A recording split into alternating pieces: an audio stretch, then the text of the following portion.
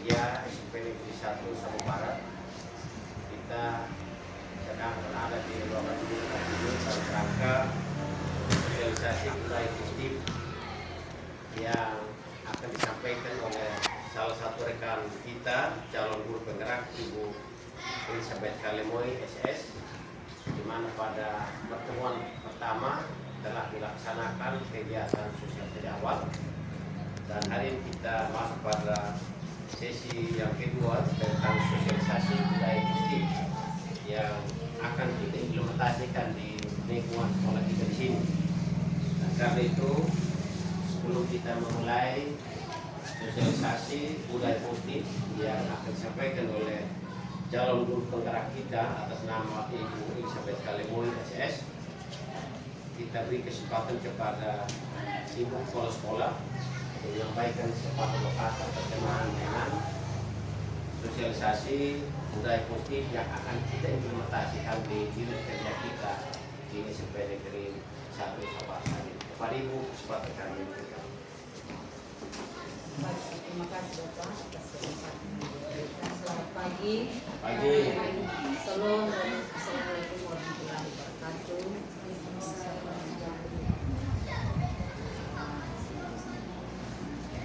Pada pagi hari ini kita duduk kembali untuk sama-sama mendengarkan pemaparan sosialisasi dari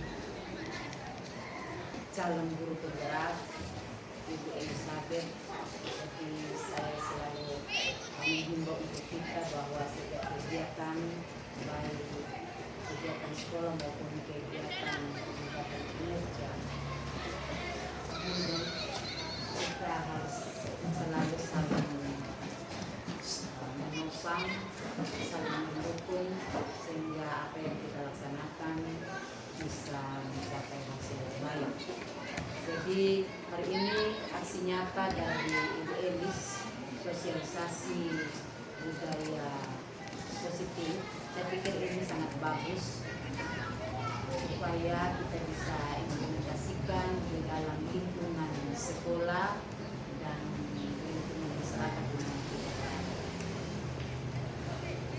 Saya berharap kita semua bisa mengikuti kegiatan ini dengan baik, dan bukan hanya untuk melihat gambar atau apa yang ada, tetapi intinya bahwa sosialisasi ini bisa kita implementasikan di lingkungan kita, terutama di sekolah. Baik, mungkin itu saja dari saya kegiatan. Terima kasih. Baik, terima kasih Ibu Kepala Sekolah yang telah memberikan penguatan kepada salah satu rekan kita, Ibu Elizabeth Kalemoy SS, yang akan melaksanakan kegiatan sosialisasi budaya positif di sekolah kita saat ini. Karena itu, mari kita berikan kesempatan sebelum kepada Ibu Elizabeth sebagai calon guru penggerak untuk sosialisasi budaya positif. Karena itu saya minta kepada kita semua mari kita perhatikan materi atau apa yang ditayangkan oleh salah satu rekan kita. Karena itu kepada Ibu Elizabeth, kesempatan kami. Kita berikan tepuk tangan, aplaus buat Ibu. Ya, terima kasih Bapak Moderator, Bapak Pendetanya. Terima kasih Ibu Kepala Sekolah atas dukungan motivasi kepada saya di dalam melakukan kegiatan hari ini. Terima kasih juga untuk teman-teman semua yang bersedia hadir dan ada untuk mendukung saya dalam kegiatan aksi nyata hari ini. Sebagai manusia, saya terbatas dan penuh kelemahan. Saya juga masih dalam proses pembelajaran. Saya yakin bahwa Papa, Mama yang ada di sini, dan khususnya Ibu Kepala Sekolah, Bapak Wakil Kepala Sekolah, mempunyai pengalaman yang lebih daripada saya. Jadi hari ini, apa yang saya sampaikan adalah proses pembelajaran, dan saya berharap itu bisa bermanfaat bagi kemajuan sekolah kita, terutama kita bisa melakukan hal-hal baik yang berpihak pada siswa-siswi kita di sekolah ini. Baik Bapak Ibu, sebelum kita mulai, kita ice breaking dulu ya. Ya, ice breakingnya berupa tepuk saja. Jadi kalau saya bilang selamat pagi, berarti tepuk tangan 3 kali. 2 kali. Selamat sore 1 kali. Selamat malam. Tahan, jangan sampai bunyi. Bisa Bapak Ibu? Bisa. Kita latihan dulu ya. Selamat pagi. Selamat siang.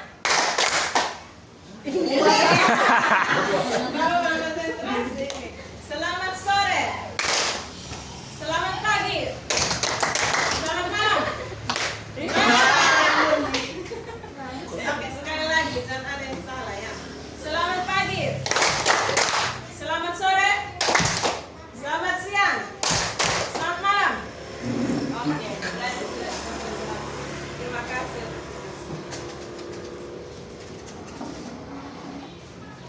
Oke, sebelum kita mulai ada 3 pertanyaan pemain, kita bisa menjawabnya dengan setuju atau tidak setuju.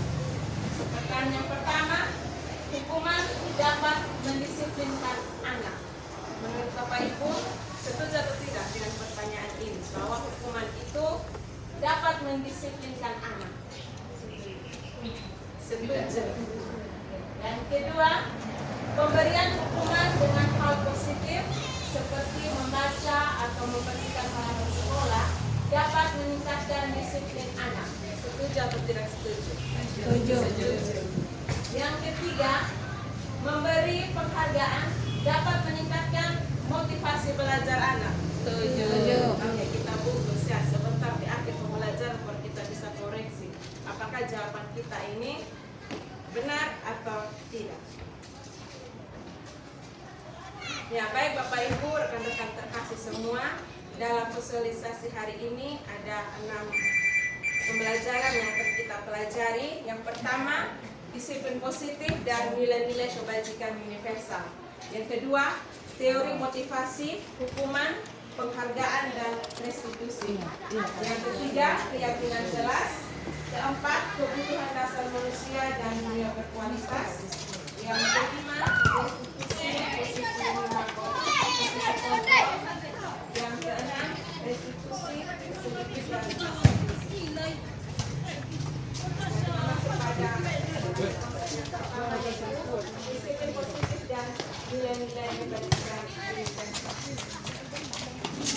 Nah, sebelum kita masuk pada materi, kita pelajari dulu teori ini, yaitu tentang kita akan masuk pada kegiatan pengawalan tangan. Nah, ketika kita menghafal tangan, Bapak Ibu, ketika di tangan kita itu kita menggenggam sesuatu yang berharga, entah tangan kanan atau tangan kiri. Jika ada teman dari luar yang mencoba untuk mempengaruhi kita, untuk membuka kepalan tangan kita. Nah, di sini mungkin kita bisa membuka ataukah tetap menggenggam. Kalau ada pengaruh dari luar yang memberikan pengaruh-pengaruh baik positif atau negatif, entah itu orang yang dekat dengan kita, orang yang jauh dari kita, tentu yang mengontrol kita untuk membuka kepalan tangan kita adalah diri kita sendiri. Dan masukan dari luar itu hanya sebagai pengaruh, tetapi yang mengontrol untuk membuka itu adalah diri kita sendiri. Nah, dari hal ini kita akan belajar sesungguhnya kontrol itu seperti apa. Di sini ada perubahan paradigma stimulus respon menuju teori kontrol atau teori pilihan. Kenapa di sini kita membahas tentang kontrol dulu? Karena apa yang mau kita lakukan bisa kita lihat pada anak-anak kita.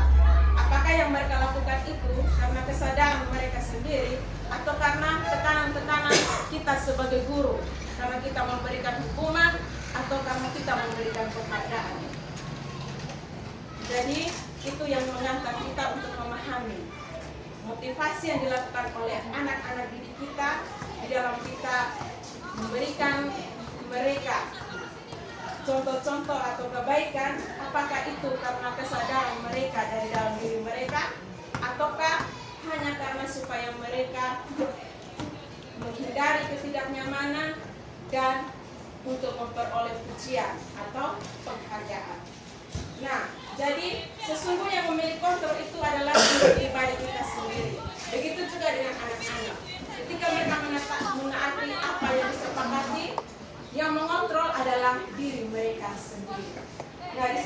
perubahan paradigma dari stimulus respon menuju teori kontrol atau teori pilihan.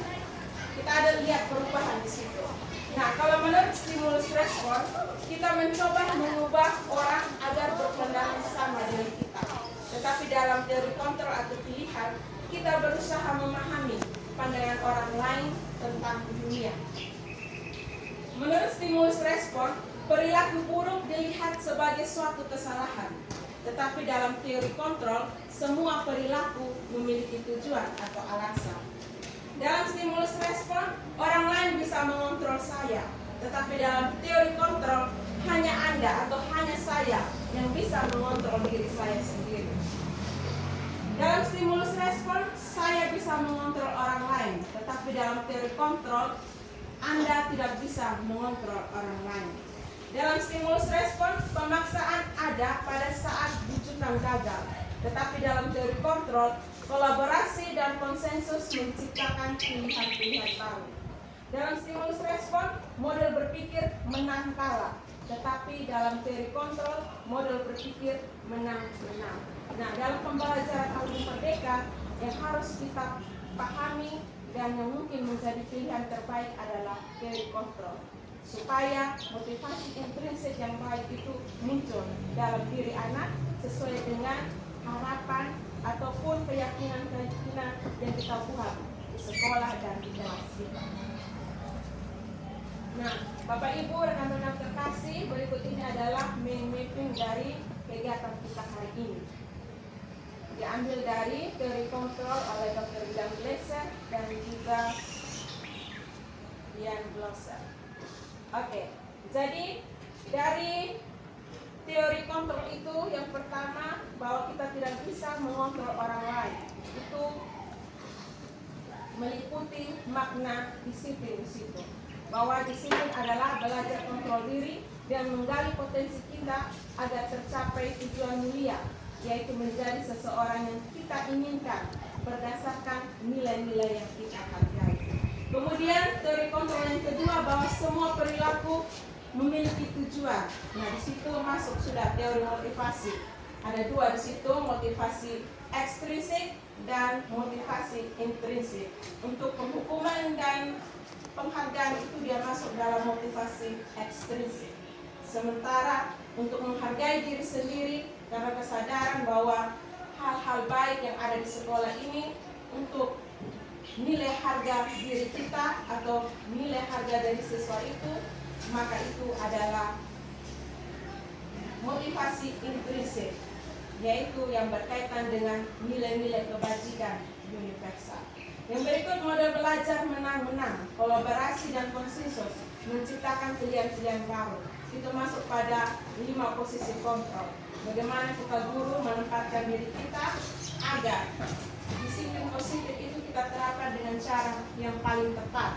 Apakah dengan menghukum, apakah dengan membuat rasa bersalah, apakah dengan menjadi teman, pemantau, ataukah manajer. Dari tahap itu kita akan masuk pada segitiga restitusi dengan 3 tahapan, yaitu menstabilkan identitas, validasi kebutuhan, dan menanyakan keyakinan. Nah, yang terakhir, realitas kebutuhan yang berbeda. Di situ kita akan belajar 5 kebutuhan dasar manusia. Ada 5, yang pertama bertahan hidup, yang kedua penguasaan, kasih sayang dan rasa diterima, kesenangan dan kebebasan. Baik, Bapak Ibu, kita akan lihat yang pertama, apa itu disiplin. Kalau berbicara disiplin, pasti dalam pemikiran kita yang muncul adalah tentang aturan-aturan. Pasti tentang tata tertib, tentang hukuman dan konsekuensi. Pasti itu yang ada dalam pemikiran kita. Tetapi asal kata dari disiplin dari bahasa Latin itu artinya belajar. Makna asal kata ini berkonotasi dengan disiplin diri dari murid-murid Socrates dan Plato. Disiplin diri membuat orang menggali potensinya menuju sebuah tujuan, apa yang dia hargai. Namun dalam budaya kita, makna kata disiplin telah berubah menjadi sesuatu yang dilakukan seseorang pada orang lain untuk mendapatkan kepatuhan. Kecenderungan umum adalah menghubungkan kata disiplin dengan ketidaknyamanan, karena di situ ada hukuman, ada konsekuensi. bukan dengan apa yang kita hargai atau pencapaian suatu tujuan mulia. Nah, kaitannya disiplin dengan nilai-nilai kebajikan universal. Nilai-nilai kebajikan adalah sifat-sifat positif manusia yang merupakan tujuan mulia yang ingin dicapai setiap individu. Nilai-nilai tersebut bersifat universal dan lintas bahasa, suku bangsa, agama, maupun latar belakang. Nah, menurut Dr. William Glasser pada teori kontrol 1984, setiap perilaku atau perbuatan pasti memiliki tujuan atau alasan. Dengan mengaitkan nilai-nilai kebajikan yang diyakini seseorang, maka motivasi intrinsiknya akan terbangun, sehingga menggerakkan motivasi dari dalam diri untuk dapat mencapai tujuan mulia yang diinginkan, menurut Dian Gosen. Nilai-nilai kebajikan yang ingin dicapai oleh setiap anak Indonesia dikemas dan diramu dalam profil pelajar Pancasila, yaitu beriman dan bertakwa kepada Tuhan Yang Maha Esa dan berakhlak mulia, mandiri, bernalar kristis, berkebinekaan global, bergotong royong, dan kreatif. Jadi nilai-nilai profil Pancasila itulah nilai-nilai kebajikan yang ingin kita capai, yang harus dimiliki oleh setiap anak yang kita didik dan kita asuh. Baik Bapak Ibu, kita masuk pada eksplorasi konsep yang berikut, yaitu teori motivasi, hukuman, penghargaan, dan restitusi. Nah, teori motivasi ini adalah perilaku manusia. Apakah dia melakukan sesuatu itu karena dia untuk mendapatkan kenyamanan, penghargaan, ataukah karena dia termotivasi dari dalam bahwa dia ingin menjadi manusia yang baik. Kepada anak-anak yang melakukan sesuatu supaya dia tidak dapat dihukum, jadi dia untuk menghindar ketidaknyamanan. Jadi motivasi dia untuk melakukan sesuatu itu karena menghindari hukuman. Yang kedua, masih motivasi eksternal untuk mendapatkan imbalan dari orang lain atau institusi. Dari situ mungkin pertanyaan yang bisa kita refleksikan, yaitu apa yang akan saya dapatkan apabila saya melakukannya. Jadi motif untuk melakukan sebuah kebaikan hanya karena supaya dihargai atau mendapatkan imbalan. Jadi kedua ini dinamakan sebagai motivasi eksternal. Sesuatu yang kita lakukan karena untuk menghindari ketidaknyamanan atau untuk mendapatkan sesuatu. Nah, motivasi internal inilah untuk mencapai tujuan positif. Untuk mencapai disiplin positif, kita harus memunculkan motivasi internal pada pribadi anak-anak kita. Jadi, yang menjadi pertanyaan refleksinya, saya akan menjadi orang yang seperti apa bila saya melakukan itu. Jadi ini yang menjadi tujuan pendidikan kita, bahwa anak-anak kita memiliki kesadaran dari nilai-nilai kebaikan yang dilakukan itu berharga bagi masa depan dia, bahwa dia menjadi orang yang baik, anak-anak yang berkarakter profil Pancasila. Bapak Ibu, rekan-rekan yang terkasih, merdeka. Menurut Ki Hajar Dewantara bahwa merdeka itu artinya tidak hanya terlepas dari perintah, akan tetapi juga cakap kuat memerintah diri sendiri. Jadi merdeka itu bukan saja sebatas bahwa anak-anak kita memiliki pengetahuan atau intelektualitas, tapi lebih daripada itu, bagaimana ada motivasi dalam diri mereka untuk menjadi anak-anak yang berkarakter, anak-anak yang mulia, anak-anak yang berharga bagi masa depan dirinya, tentunya juga bagi masa depan Indonesia tercinta.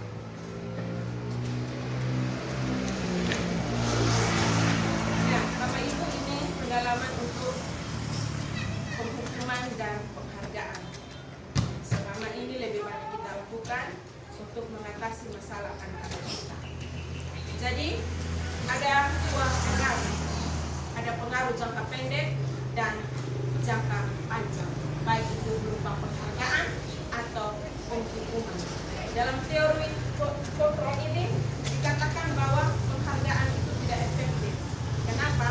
Karena hanya untuk memunculkan motivasi eksternal. Begitu juga dengan penghukuman, adalah sesuatu yang hanya untuk memunculkan motivasi eksternal. Jadi di sini dikatakan dihukum oleh penghargaan. Jadi apapun bentuk penghargaan sebenarnya hanya untuk menurunkan kualitas, mematikan kreativitas, dan mengurangi motivasi intrinsik. Karena alasannya dia melakukan itu hanya supaya dihargai atau untuk menghindari ketidakmauan. Nah, bentuk program kebajikan atau apresiasi. Dalam memberikan apresiasi atau pengakuan perlu diingat beberapa hal. Yang pertama, beri pengakuan secara khusus. Yang kedua, beri pengakuan secara pribadi. Yang ketiga, beri pengakuan kepada semua murid secara bergantian. Yang keempat, beri pengakuan secara konsisten. Dan yang kelima, fokus pada proses.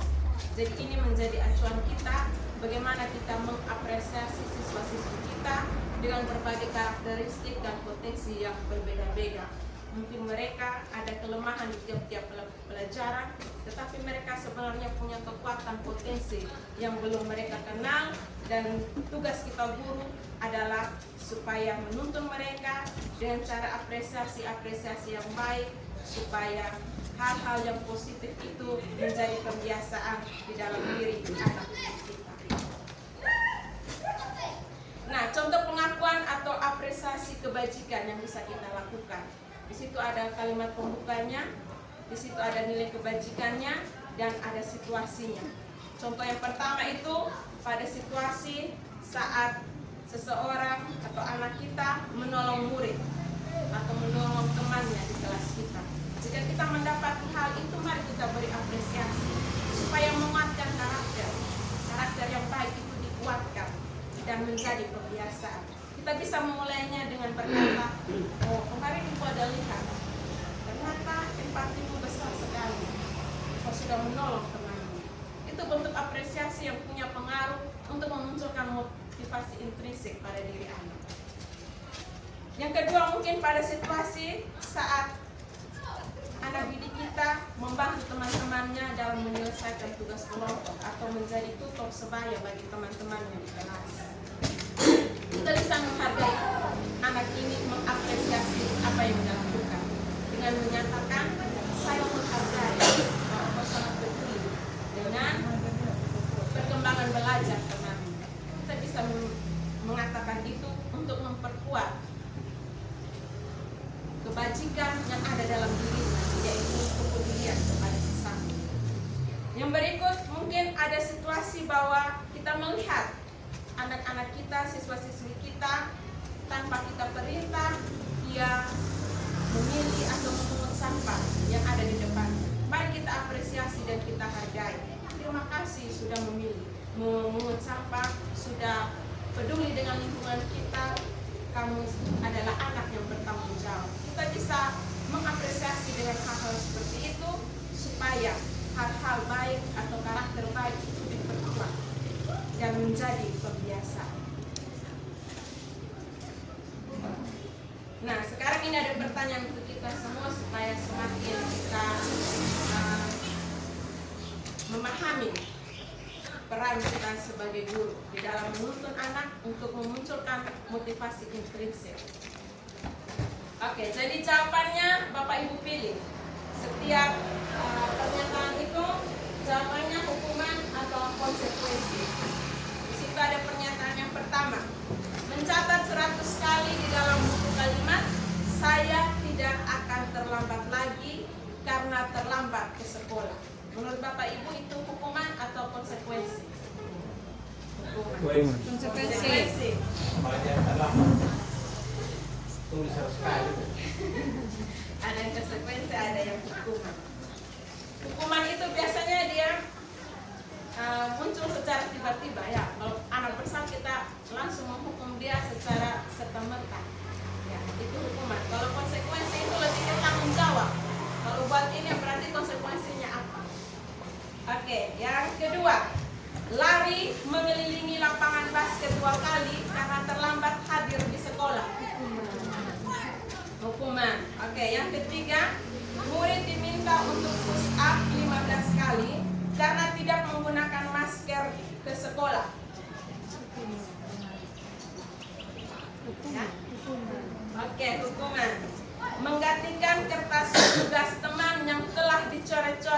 Oke, konsekuensi. Membersihkan tumpahan air di meja tulis karena tersenggol pada saat belajar. Ya, konsekuensi. Murid disuruh untuk mengenakan sepatu seharian di sekolah karena tidak mengenakan sepatu hitam. Konsekuensi. Oke, sebentar kita cek ya. Jadi diingat jawabannya masing-masing. Benar atau salah sebentar kita cek. Lari mengelilingi lapangan basket 2 kali karena terlambat 10 menit untuk pelajaran PJOK. Konsekuensi. Oke, kita cek jawabannya. Itu betul toh? Ya, jadi nomor 1 hukuman. Karena itu kita buat buat begini supaya dia sadar. Itu kan konsekuensinya kita. Yang kedua juga hukuman.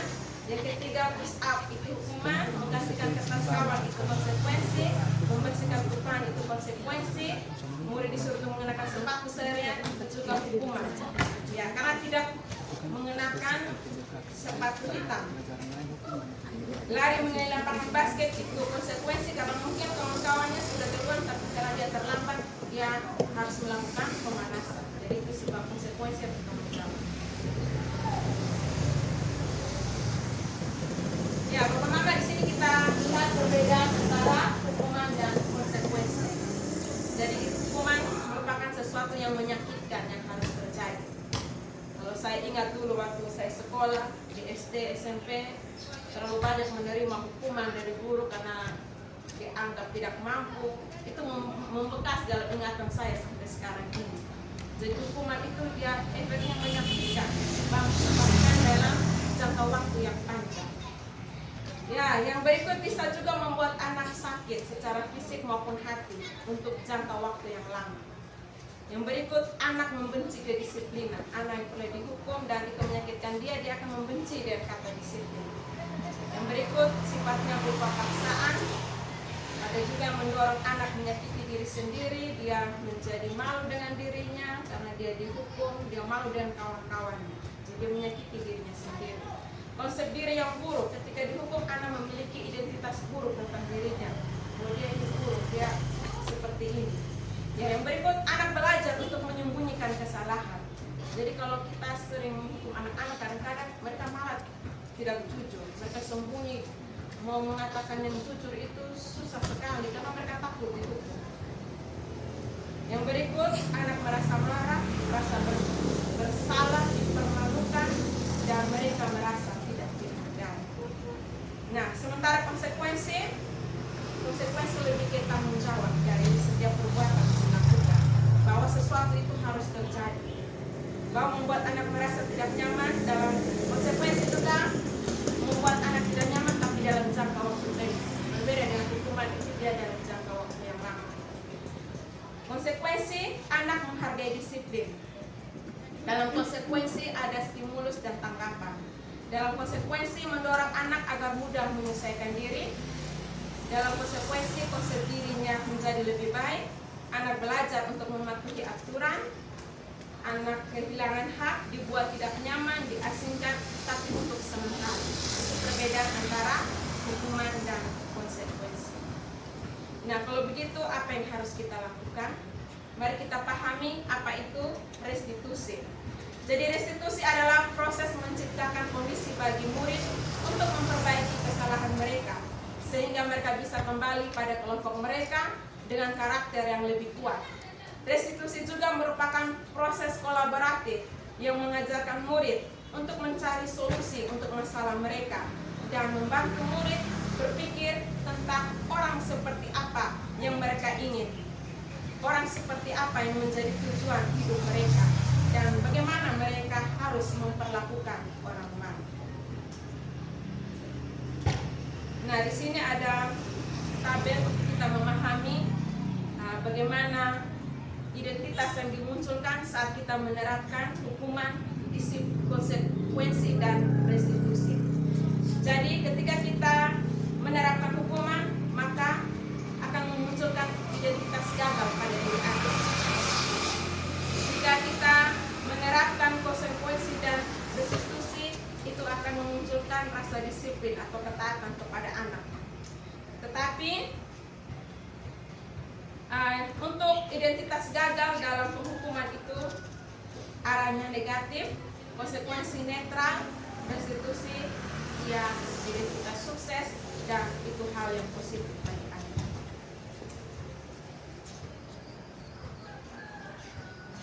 Ya, ciri-ciri restitusi.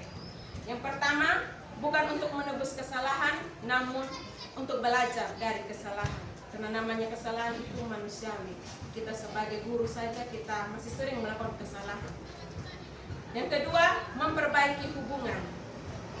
Yang ketiga, tawaran, bukan paksaan. Yang keempat, restitusi menuntut anak untuk melihat ke dalam dirinya. Yang kelima, restitusi mencari kebutuhan dasar yang mendasari tindakan. Karena kadang-kadang anak-anak ketika kebutuhannya tidak terpenuhi, maka yang dilakukan adalah pelanggaran. Mungkin beberapa waktu lalu kita punya anak-anak pergi mandi laut. Mungkin mereka merasa senang, itu yang mereka ingin mereka penuhi. Tapi mereka melanggar aturan yang ada di sekolah. Tapi kebutuhan mereka terpenuhi, bahwa mereka senang, mereka happy di sana. Ya, yang berikut, restitusi diri adalah cara yang paling baik. Yang ketujuh, restitusi fokus pada karakter, bukan tindakan. Yang kedelapan, restitusi fokus pada solusi. Yang kesembilan, restitusi mengembalikan murid yang berbuat salah pada kelompoknya. Ya, kita masuk pada keyakinan kelas. Kenapa kita masuk pada keyakinan kelas? Karena keyakinan kelas itu kita belajar hal-hal positif, hal-hal baik yang disepakati untuk mereka lakukan, untuk memunculkan motivasi intrinsik pada diri anak-anak. Mengapa tidak peraturan saja? Mengapa harus keyakinan kelas? Kenapa istilah yang dipakai itu keyakinan kelas, bukan peraturan? Nah, ini ada beberapa pertanyaan pemantik untuk kita memahami. Mengapa keyakinan kelas, bukan peraturan? Kalau berbicara peraturan, berarti di situ ada unsur paksa. Tetapi kalau berbicara keyakinan kelas, di situ ada kesepakatan antara kita dengan murid, bahwa yang membuat keyakinan itu kita sama-sama. Jadi kita berusaha memunculkan rasa tanggung jawab dalam diri mereka untuk mereka menjalani atau melakukan apa yang sudah menjadi keyakinan kita bersama di kelas ataupun di sekolah. Contohnya, mengapa kita memiliki peraturan harus menggunakan helm bila mengendarai kendaraan roda 2? Yang kedua, mengapa kita memiliki peraturan 3M, menggunakan masker, mencuci tangan, dan menjaga jarak 1,5 meter? Yang ketiga, mengapa kita memiliki peraturan harus datang tepat waktu pada saat mengikuti pelatihan? Jadi sebenarnya semua ini menuntun kita untuk kita memiliki kesadaran dan kita menyaksikan anak-anak kita bahwa hal-hal yang baik yang dilakukan di kelas atau di sekolah semuanya hanya untuk keselamatan diri mereka, semuanya hanya untuk kebaikan diri mereka. Jadi untuk mendukung motivasi intrinsik, kembali ke nilai-nilai atau keyakinan-keyakinan yang lebih menggerakkan seseorang dibandingkan mengikuti serangkaian peraturan-peraturan yang hanya untuk menghindari ketidaknyamanan. Jadi Bapak Ibu, ini jadinya alurnya mulai dari peraturan kelas ke keyakinan kelas. Dengan keyakinan kelas maka akan ada lingkungan yang positif dan situ akan menjadi pembiasaan, yaitu menjadi budaya positif bagi seluruh warga sekolah. Nah, ini contoh-contoh keyakinan dan kesepakatan kelas. Datang tepat waktu. Jadi kalau keyakinan kesepakatan kelas berbeda dengan aturan. Kalau aturan itu kadang-kadang ada larangan, ada kata negatifnya, tidak dan jangan. Tapi dalam menyusun kesepakatan atau keyakinan kelas, kita usahakan membuatnya dengan bahasa atau kalimat yang positif. Jangan menggunakan kata tidak atau jangan. Contohnya datang tepat waktu, mengucapkan salam, menjaga kebersihan sekolah, berdoa sebelum dan sesudah kegiatan, aktif dalam pembelajaran. Nah, hal-hal seperti ini untuk memunculkan keyakinan bahwa kami, guru dan murid yang saling menyayangi. Itu ada nilai kebajikan, bahwa memunculkan rasa saling menyayangi. Kami murid yang semangat belajar, Jadi itu memunculkan motivasi dalam diri mereka, bahwa mereka dalam belajar harus semangat. Kami murid yang peduli dengan teman-teman. Nah, itu memunculkan motivasi intrinsik dalam diri mereka supaya mereka saling peduli dengan teman-teman. Nah, bagaimana kita bisa membuat kesepakatan kelas? Kesepakatan kelas bisa kita buat menggunakan tabel T dan Y. Di situ ada dalam kondisi terdengar, terlihat, dan berperilaku. Jadi apa yang mau kita sepakati bisa kita lakukan dalam 3 alur ini. Yang terdengar, yang terlihat, dan bagaimana perilaku.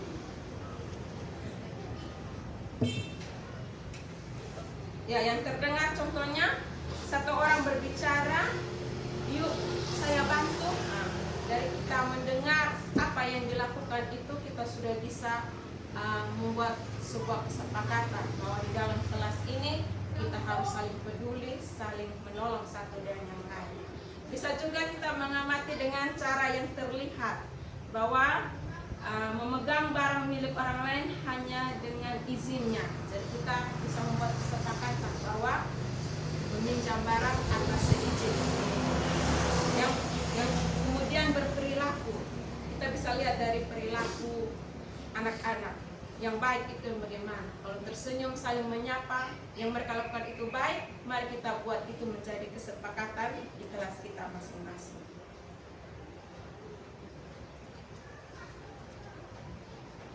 Oke, ini ada latihan soal lagi. Kita memperdalami keyakinan kelas kita. Jadi dari pernyataan yang ada dalam peraturan, coba kita buat keyakinan kelas. Nilai apa yang ada di situ? Contohnya kalau bilang, yuk saya bantu, oh itu nilai pedulinya ada. Berarti itu masuk dalam nilai keyakinan. Ya, coba yang pertama, selalu kembalikan buku ke tempatnya. Kira-kira menurut teman-teman, nilai apa yang ada di situ? Keyakinan apa yang mau kita ajarkan kepada anak-anak? Tanggung jawab. Tanggung jawab. Oke, tanggung jawab. Dilarang, kalau peraturan, dilarang mengganggu orang lain. Kita bisa merubahnya kepada keyakinan yang seperti apa? Dilarang mengganggu orang lain. Menghargai. Ya, Menghargai. menghormati. Hadir di sekolah 15 menit sebelum pembelajaran dimulai. Disiplin. Dilarang melakukan kekerasan. Menyayangi. Dilarang melakukan kekerasan, dilarang menggunakan narkoba. Kira-kira nilai keyakinan apa yang mau kita tanamkan kepada anak-anak kita supaya kita bisa merubah peraturan ini menjadi sebuah keyakinan.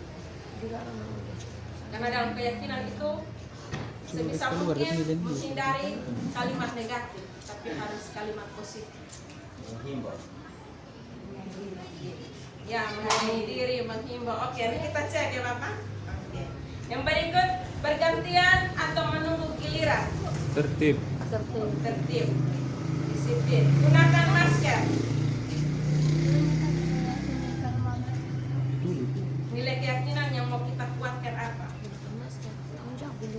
Disiplin. Oke, kita cek sebentar. Jangan berlari di kelas atau koridor.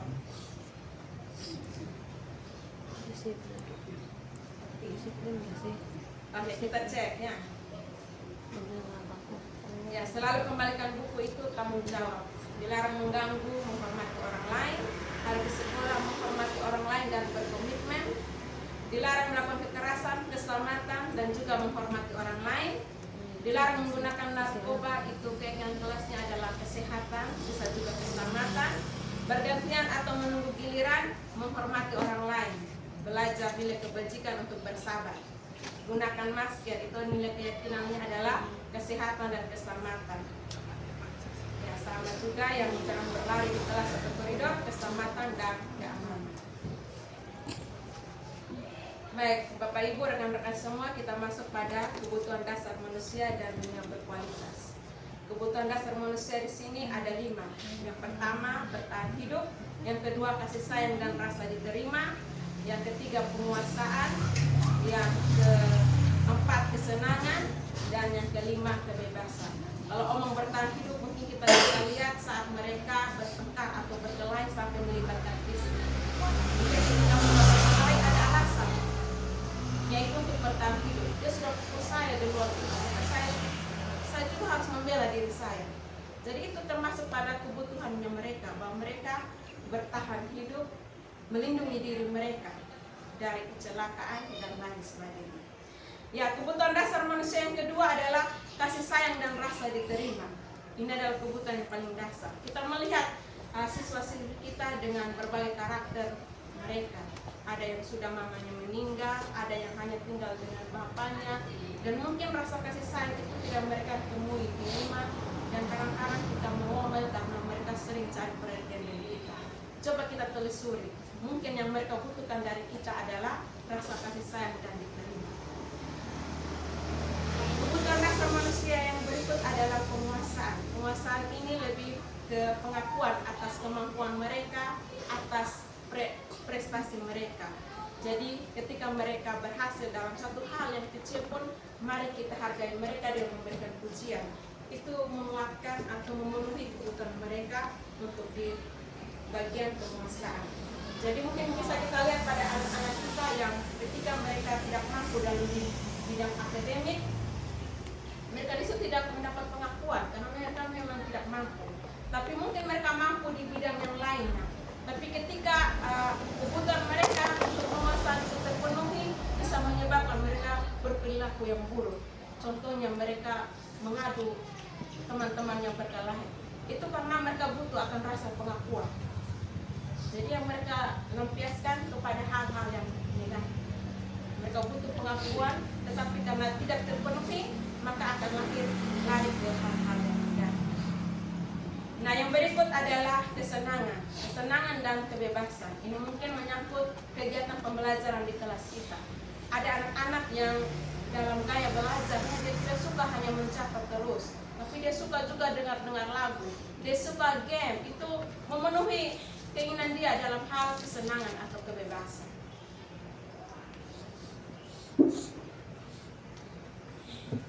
Ya, 5 posisi kontrol.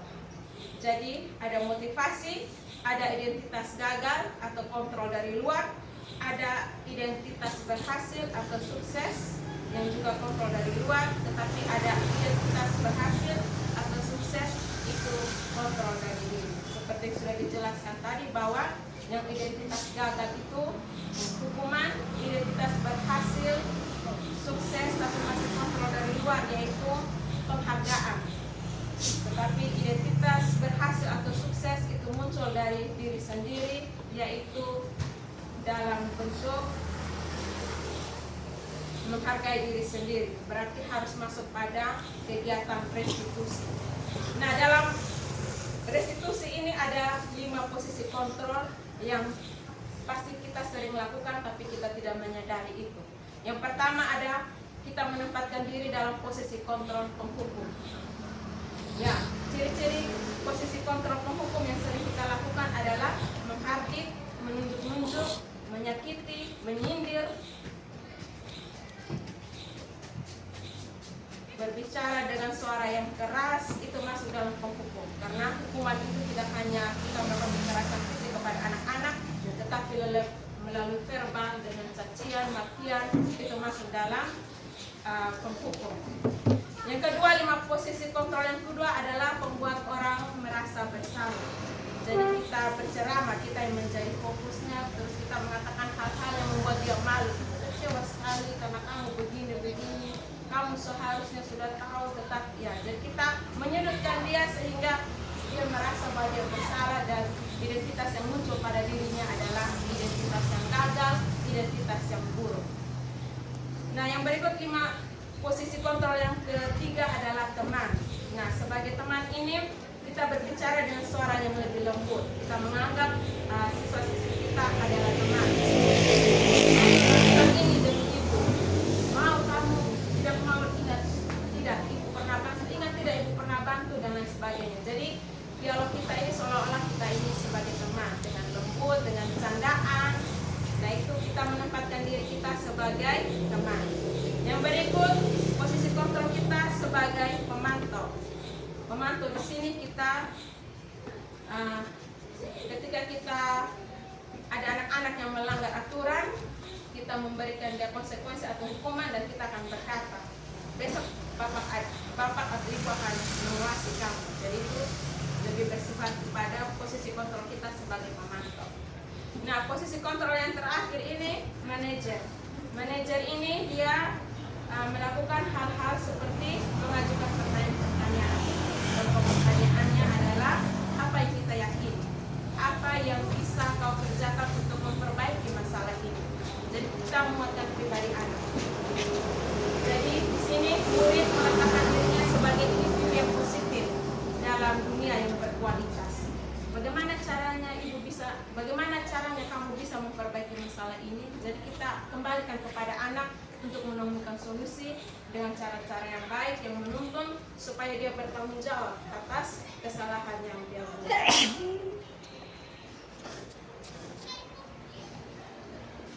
Ya, contoh, ada beberapa contoh pernyataan itu kita mendalami posisi kontrol yang sudah dijelaskan tadi. Contoh pernyataan, saya kecewa sekali dengan kamu.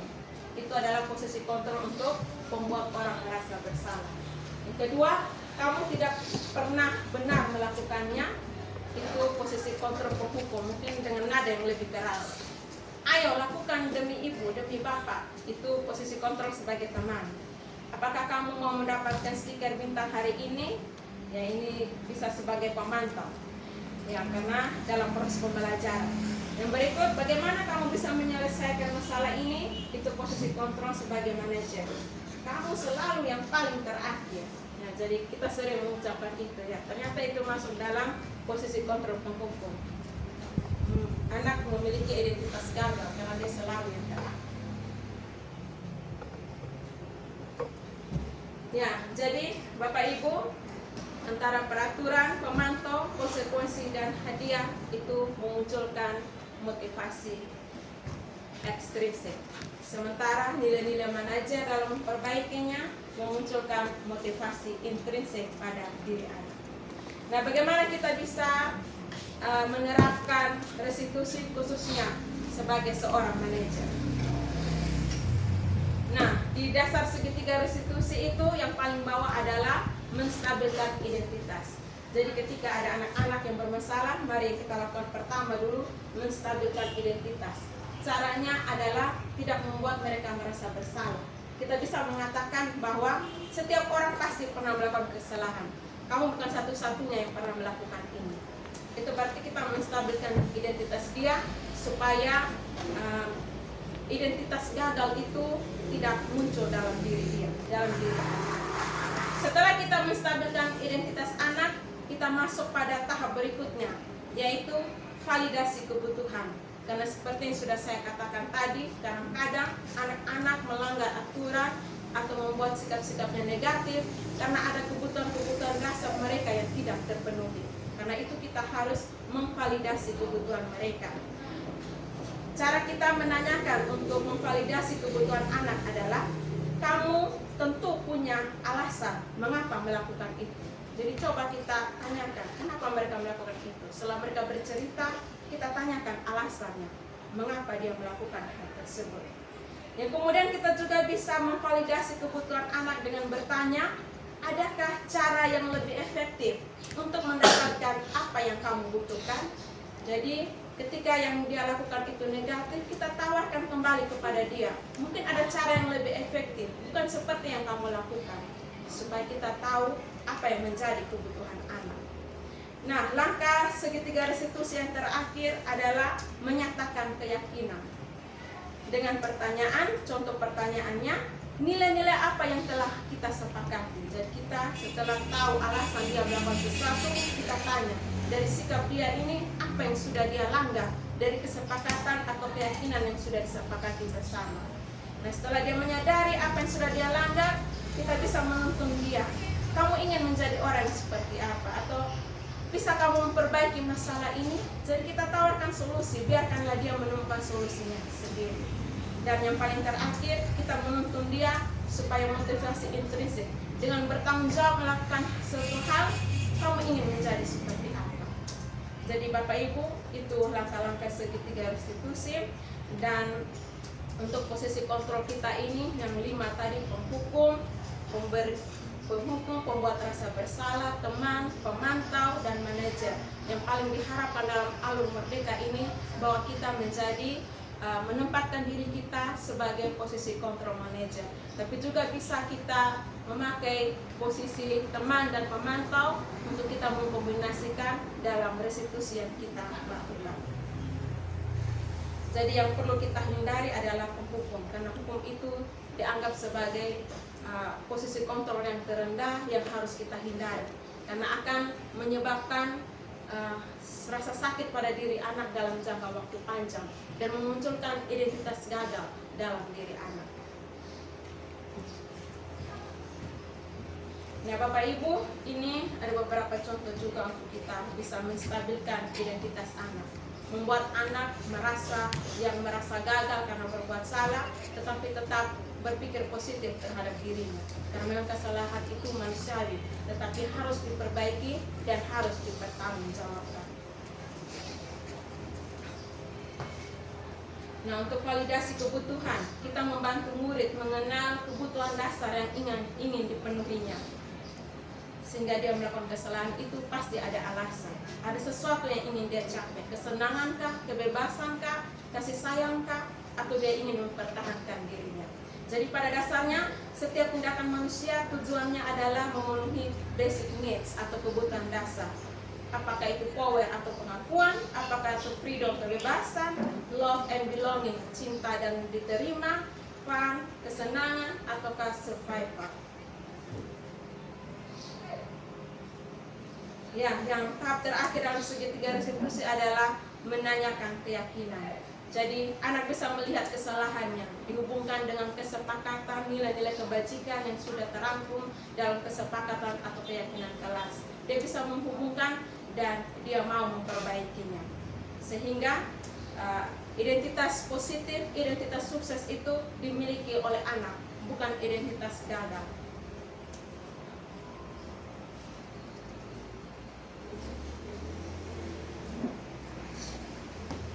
Oke, baik Bapak Ibu, sekian apa yang bisa saya bagikan saat ini.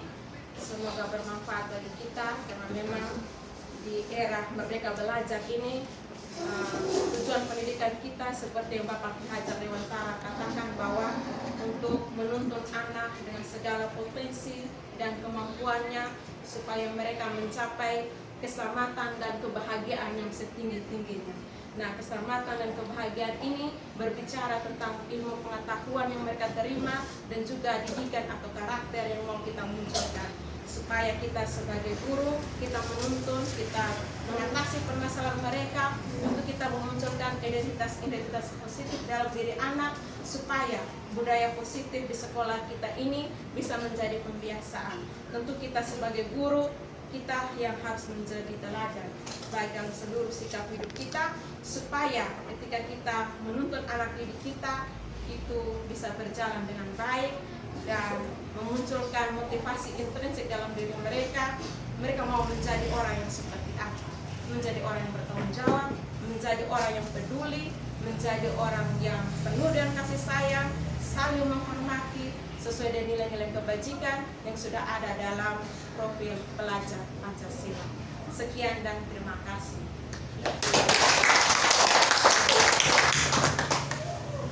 Terima kasih kepada Ibu Elizabeth Kalimuri SS, calon guru penggerak yang sedang melaksanakan kegiatan sosialisasi budaya positif di unit kerja kita atau di lingkungan sekolah kita saat ini. Mari sekali lagi kita berikan upload bagi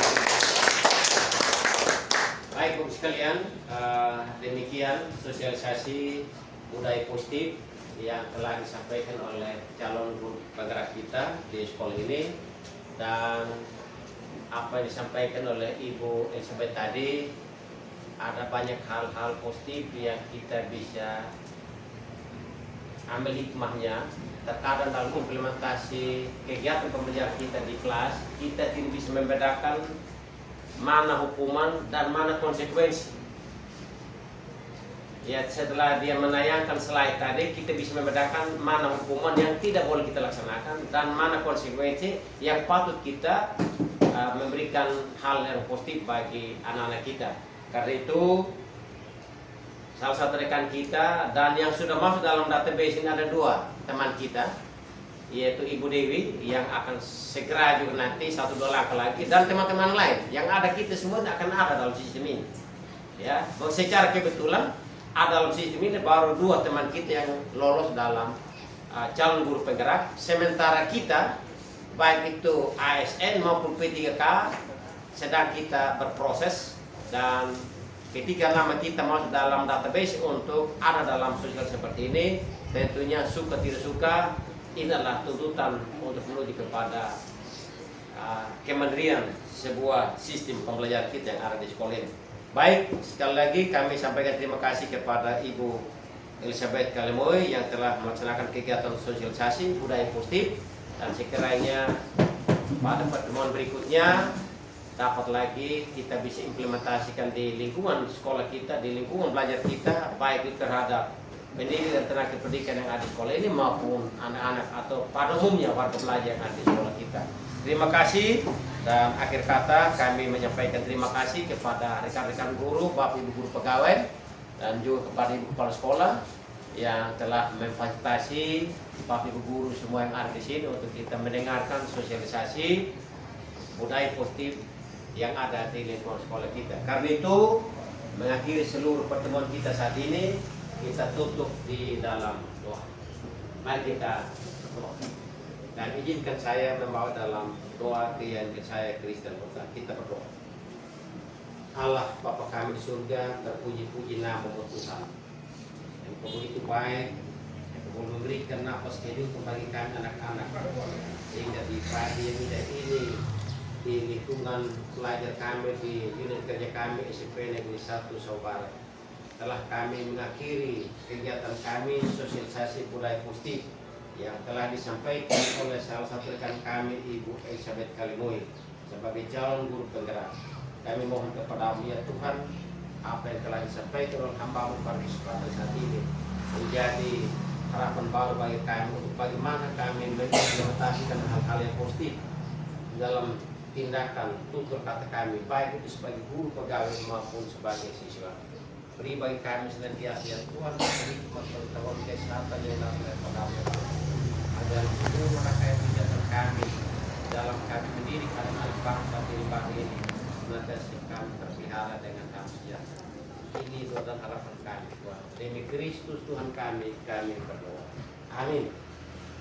Baik, terima kasih teman-teman sekalian. Saya kira pertemuan kita sosialisasi budaya positif di sekolah kita telah selesai, dan semoga pada kesempatan berikut kita akan bertemu lagi pada momen yang sama, jam yang sama, dan materi yang berbeda. Terima kasih, dan kita berikan tepuk tangan. Selamat pagi semua. Terima kasih teman-teman semua. Dan kita lanjut.